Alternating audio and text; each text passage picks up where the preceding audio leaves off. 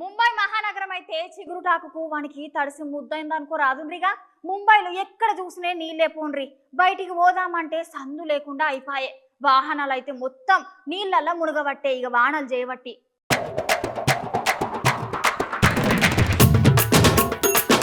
మన భారతదేశంలోని అతిపెద్ద వాణిజ్య నగరం ముంబై. గట్లాంటి ముంబైలో వర్షాలు అయితే ఫుల్ పడుతున్నాయి పోర్రి.